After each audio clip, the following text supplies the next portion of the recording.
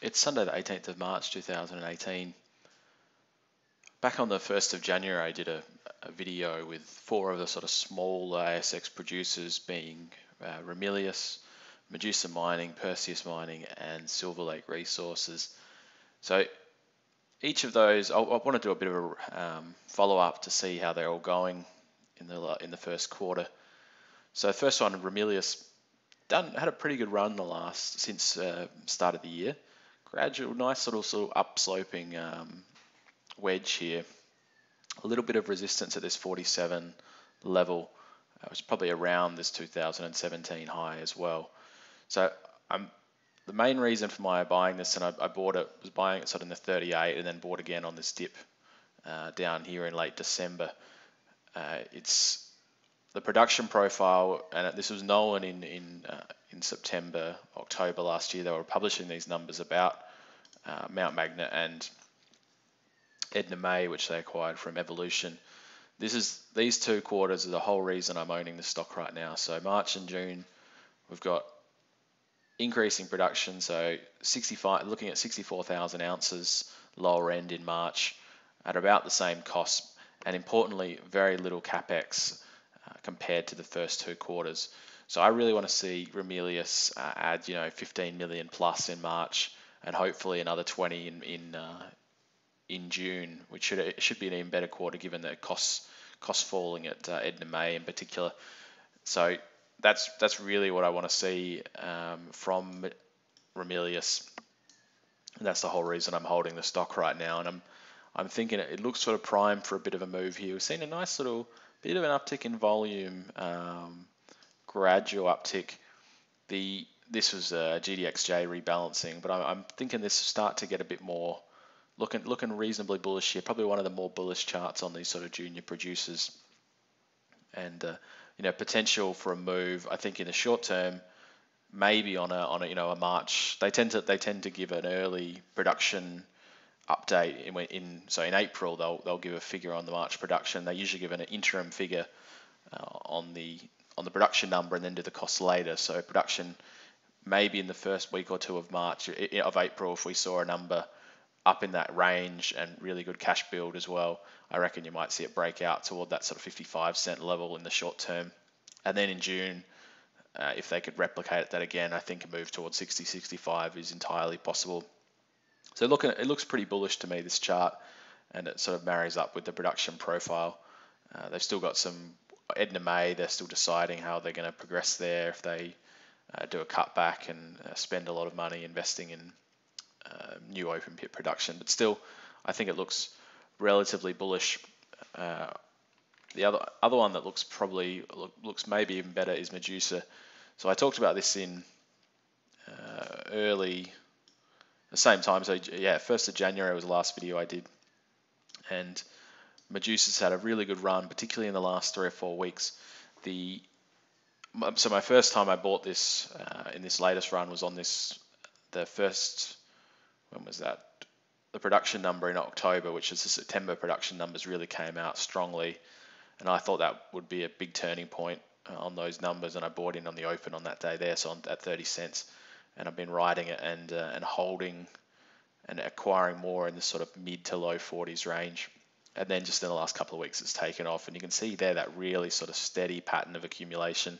Still only 500,000 shares a day, but it's hard to if you remember in the last video, what I talked about was that 30% of the stock is held by 2 funds, which are not the sort of funds that look like they're going to be taking money off the table at 10-15% gains. They look like long-term holders, and there's just very little liquidity here. Only 200 million shares.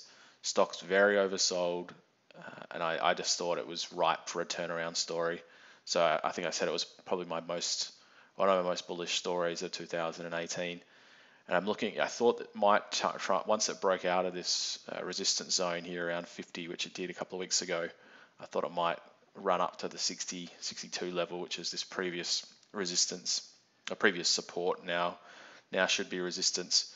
Had a bit of a down day on Friday. I think it was a big sell order came into the market there and bumped it down, but it's very illiquid. I think the spread here was sort of 54, 57 on the close on Friday. So there's not it's hard to sort of pick where the real price stands if you get one seller come in and sell, $20,000 or $50,000 worth of stock. But anyway, I still think it's really primed for a run here still. And what I'd probably be looking at, and I think this is probably, capital raisings are sometimes viewed negatively with these small stories, but in Medusa's case, I think a capital raising would probably be a real catalyst if the stock keeps running up into the 70s, say, 70 cent sort of range. If they were able to, firm up that the production forecast for the new shaft, which is due for coming online by the end of June, if that shows that the numbers are as expected and that the stock runs up further, I think a good capital raising would enable them to expand the reserve profile of the mine, which is probably the other thing holding the stock back. And that's, I think, would probably, in this case, would be a very bullish thing for them to do if they could raise some capital up at that, when the stock gets a bit higher. So that's something I'm looking for, and I don't think it should be viewed negatively if they were to do that. But that's potentially, maybe in the next 6 months that happens. But I think the stock's got a long way to go yet. It's still only valued at about 110, 120 million Australian dollars, which I think when the new shaft's operating and if they have a production profile of 130,000 ounces at, say, US 850, 900, I think it should be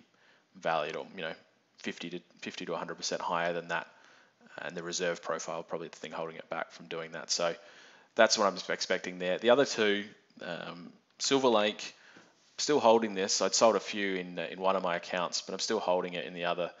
I think it's been the weakest performer of those four stocks. It's actually down. The only stock among them that's down since the 1st of January. Just can't really get any solid buying. I think it's struggling to attract a lot of attention. There's probably some trust issues, but the last 2 weeks really seeing a tight range there and not a lot of activity. So potentially it's sort of forming a bottom there, maybe a slightly higher low. It does tend to be extremely volatile stock. After it has these long lull periods, it can move quickly. And I think that they're coming into a bit of a sweet spot in production profile as well. So I'm looking for them to start building some cash in March and June quarters too. Probably not as extreme as Ramelius, given they don't have quite the production profile, but should start to see some good cash build. And if they don't, I'd probably be reconsidering my position there. But just struggling to gain a lot of market interest, and there's not a lot of. They've got a good cash buffer now, but there's sort of not a good understanding of what they're going to do with that. They've invested into operations, so I want to see some bullish action in terms of cash build and maybe some other investment opportunities, or I need to start having a view to growth for me to keep being interested. Another one, Perseus. I've been critical of the stock. They have done all right this year since they're up from probably, I think they're closed at about 37 on in the end of 2017. So they're up sort of 15%. Been bouncing around this 45, sort of 38 levels. Pretty standard. It's been stuck there for 4 years, or maybe 5 years almost now. I'm still a bit cautious here. Their quarterly production in January. I think I do have one of their presentations here. So this is their most recent presentation. One of the main reasons I'm a bit skeptical of Perseus, just in going forward in terms of able to, the share price to really run. The capital structure is now just broken. Not broken, but just there's a lot of overhang. Got quite a bit of debt now as well. They've got 130 million warrants outstanding. And if you see here, they're exercisable 44 cents before 2019. Now the key is here, I think this creates people are probably familiar with what happens in capital raisings, that if there's a capital raising at 45 cents, say, and the share price was at 50, the share price generally comes back down to meet the capital raising price, because people who own the stock are selling it to exercise their options at a lower, their capital raising shares. And the same thing is true of the options. So if the share price starts to run to 50, you'll see some people start to sell and then exercise those warrants at 44.5. Or was it 44? I think it's 44. So there's 130 million of those warrants outstanding. So that's going to create an overhang in this above say 46 to 50. I think there'll be a few people who would be willing to sell.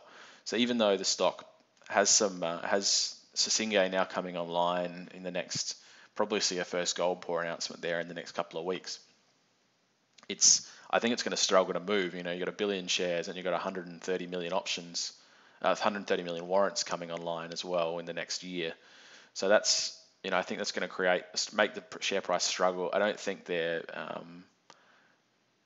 Edican's really improving that much. I'm still a bit skeptical there. So it does look a little bit bullish here. There's a potential similar wedge pattern there that was forming on Ramelius, but I really think it's going to struggle to move a lot. I just don't see how it's going to. I mean, it is highly leveraged to the gold price. So if you see gold run, Perseus will run probably stronger than some of those other stocks. But it's a still risk here, and I have lost faith in management. Basically, is probably my main reason why I don't hold the stock, and I just still a bit skeptical. So those 4 companies, three are doing well. Silver Lake's probably the laggard there, but those are all fairly well leveraged to the gold price as well. So if we start to see gold move a bit more strongly, I expect those 4 to move well. But Medusa's probably my pick of those 4, not without risk, but if a real turnaround story, and the only one of those 4 that I can see with that real explosive upside, sort of in that 100% in the next 12 months. I can't see any of the other stocks moving 100% without a gold price move, but I think on company fundamentals alone, Medusa has that potential to put on those sort of numbers, and there's very few stocks that have that potential on the ASX at the moment in the small gold producer space. So Medusa and Ramelius, my 2 picks there. The other 2, not so positive on.